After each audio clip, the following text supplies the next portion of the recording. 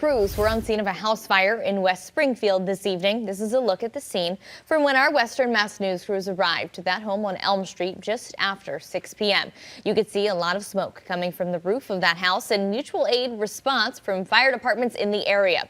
According to the West Springfield Fire Department, when crews arrived, they saw that heavy smoke and fire coming from the second floor, which sustained heavy damages. No injuries have been reported. However, 2 dogs did not survive. The cause of the fire is under investigation of the West Springfield Fire Department and state fire marshals.